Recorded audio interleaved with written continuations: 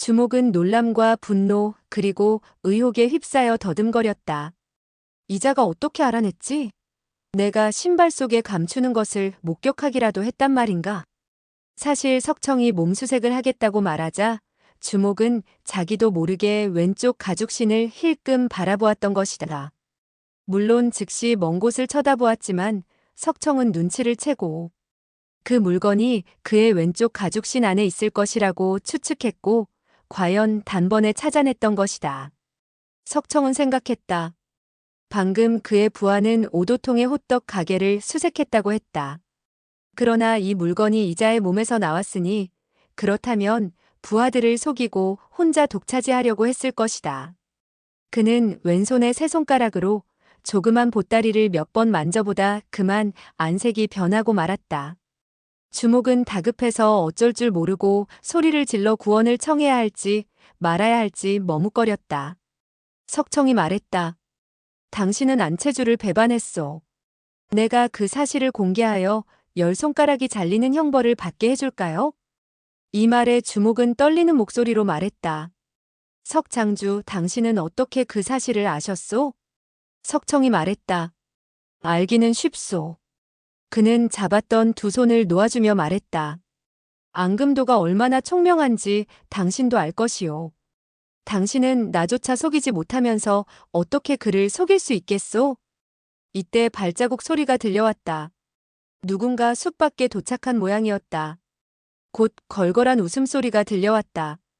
하하하 석 장주께서 과찬을 하시니 이 아나무개가 먼저 고마움을 표하는 바입니다. 금도체의 안채주가 온 것이다. 말이 끝나자 세 사람이 숲속으로 들어왔다. 주목은 그들을 발견하자마자 안색이 창백해졌다.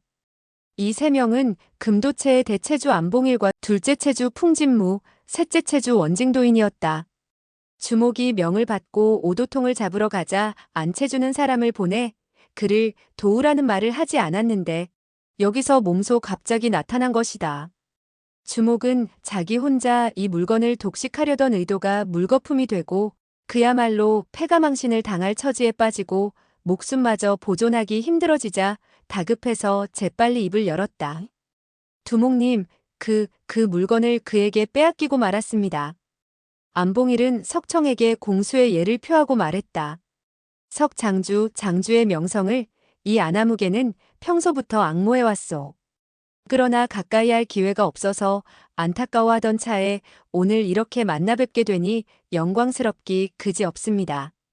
저희 산채가 이 부근에 있으니 아무쪼록 석 장주님과 석 부인께서 왕림하시어 며칠 묵어가시면 이 몸은 많은 가르침을 받을 수 있지 않을까 생각됩니다. 석청이 살펴보니 안봉일은 구레나룻을 기르고 있었고 체구가 땅딸막하고 거친 생김새였다.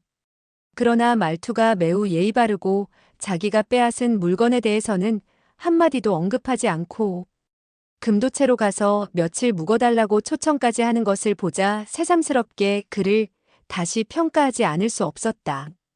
그러나 그는 일단 산채로 들어가면 그곳에서 가볍게 벗어날 수 없다는 것을 알고 있었다. 그는 두 손을 잡고 예를 표한 뒤 작은 보따리를 품속에 넣고 웃으며 입을 열었다. 안채주의 호의는 감사하오.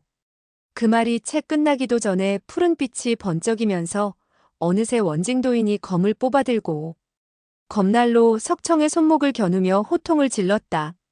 먼저 그 물건부터 내놔라. 참으로 번개같이 빠른 동작이었다. 그러나 석청의 동작은 더욱 빨랐다. 석청은 몸을 슬쩍 비키면서 어느새 원징도인의 옆에 다가가 즉시 그 보따리를 꺼내 그의 왼손에 쥐어주고 웃으며 말했다. 당신께 드리지. 원징도인은 크게 기뻐서 석청의 속셈을 미처 생각해보지도 않고 그 보따리를 움켜쥐었다. 그 순간 오른팔이 마비되면서 손에 든 장검을 석청에게 빼앗기고 말았다. 석청은 장검을 돌려 원징도인의 왼팔에 내리치며 호통을 쳤다. 먼저 그 물건을 내려놓으시지. 원징도인은 장검이 번뜩이며 떨어지자 곧 자신의 팔이 잘릴 위기에 처하여 하는 수 없이 보따리를 놓았다. 그 광경을 보고 풍진무가 외쳤다. 훌륭한 무술이다. 그는 석청이 보따리를 받아들기도 전에 단도를 뽑아 땅 위를 대구르르 굴러서 석청을 향해 다가들며 석청의 다리를 찔러갔다. 석청의 장검이 밑으로 쑥 떨어지는데 풍진무의 단도가 석청의 오른쪽 다리를 미쳐 찢기도 전에 석청의 장검이 풍진무의 목을 자를 것 같았다. 위기를 목격한 안봉일이 외쳤다. 검해. 풍진무는 죽음을 기다리며 눈을 질끈 감았다. 그러나 석청의 장검은 더 이상 내리꽂히지 않았다. 방위와 힘에 있어서 추호의 오차라도 있었다면 풍진무는 죽거나 부상을 입었을 것이다. 석청의 장검은 머리카락 한 올의 차이를 두고 풍진무의 목덜미에서 멈춰 있었다. 그 순간 가벼운 금속성과 함께 석청의 장검이 방향을 틀어 보따리를 받아내고 있었다. 그가 보따리를 손으로 움켜쥐자 그제서야 안봉일의 입에서 나머지 말이 튀어나왔다. 사정을 두시오. 정말 믿을 수 없을 만큼 쾌속한 석청의 동작이었다. 석청은 장검을 거두면서 말했다. 실례했소.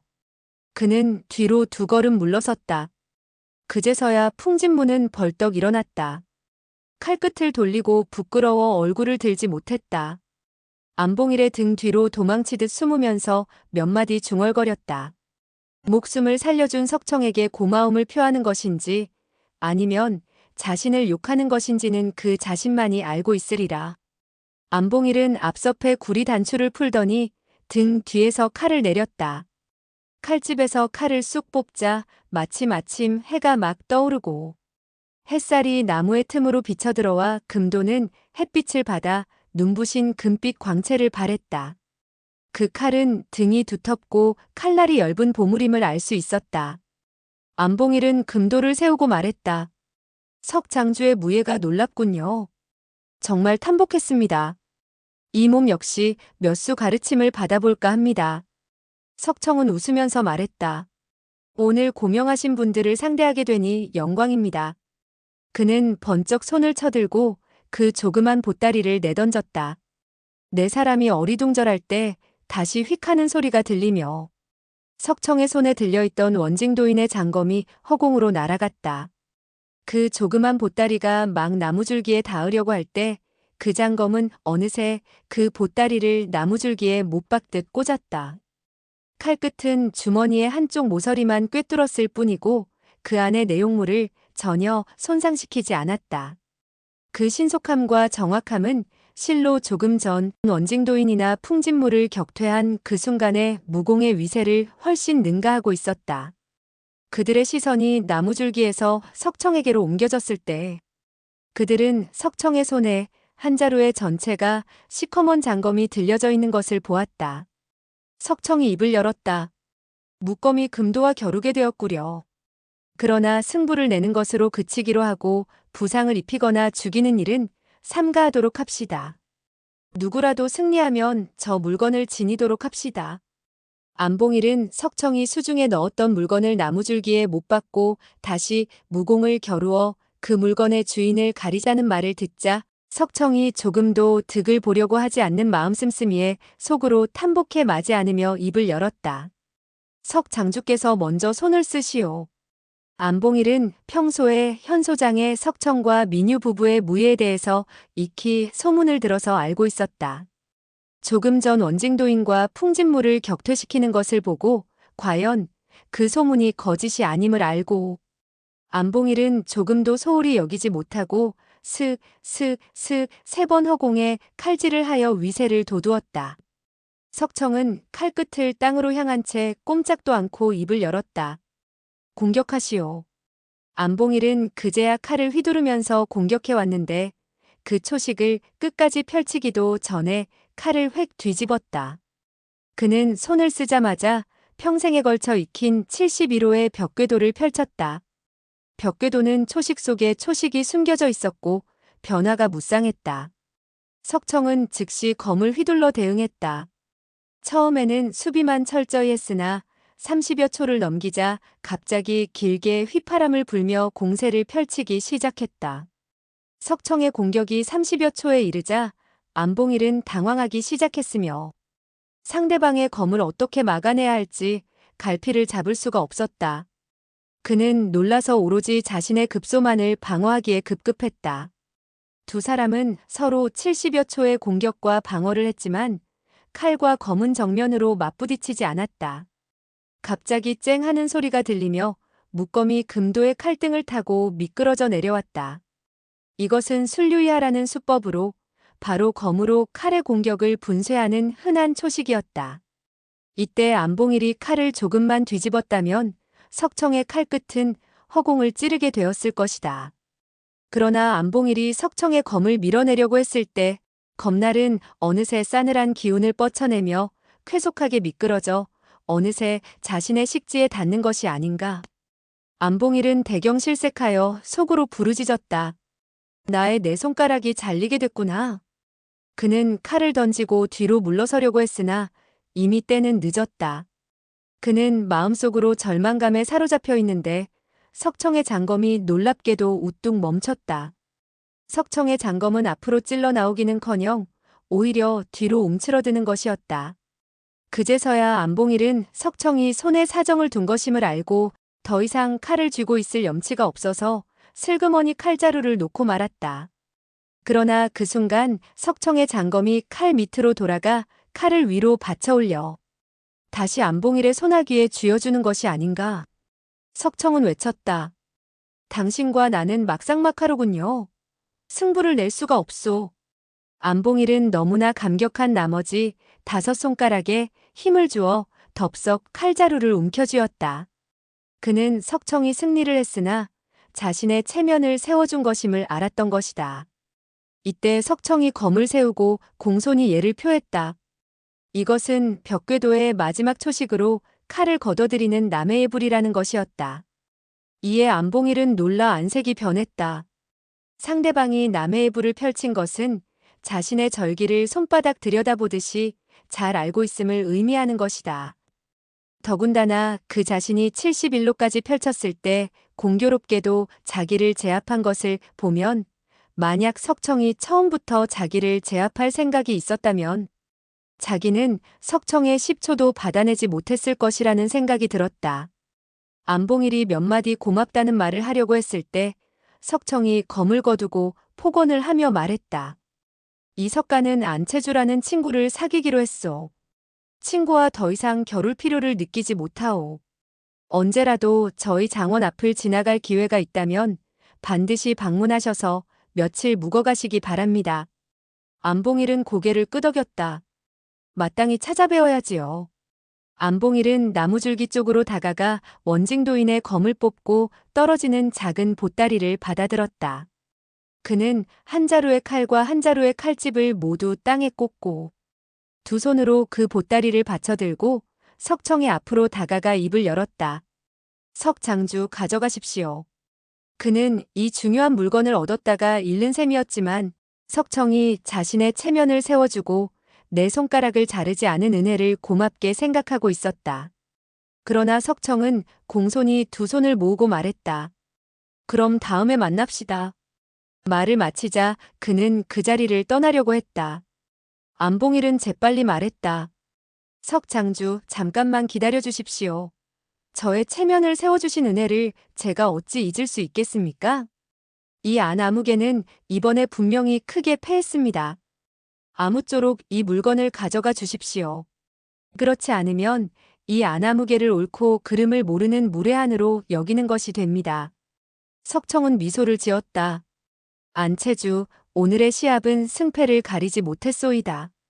안채주의 청룡도와 난로단문도 등의 정묘한 도법을 아직 한 번도 펼치지도 않았는데 어떻게 졌다고 말을 할 수 있겠소? 더군다나 이 작은 보따리에는 그 물건이 들어있는 것도 아니오. 아무래도 주세영이 상대방의 속임수에 넘어간 것 같군요. 안봉일은 놀라 물었다. 그 물건이 이 속에 없다고요? 그는 재빨리 보따리를 벗겨보았다. 한 겹 한 겹 모두 5겹쯤 벗겼을까?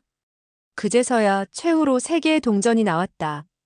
그 동전을 자세히 살펴보니 바깥쪽이 둥글고 안쪽으로 사각형의 구멍이 나 있는 것이 납작하고 엷었다. 일반적인 새잎의 엽전에 불과했다. 안봉일이 주목을 보며 말했다. 주 형제, 도대체 무슨 장난인가? 주목이 말했다. 저도 잘 모르겠습니다. 오도통의 몸에서 겨우 그 보따리를 찾아냈을 뿐입니다. 안봉일은 그제서야 사건의 진상을 알았다.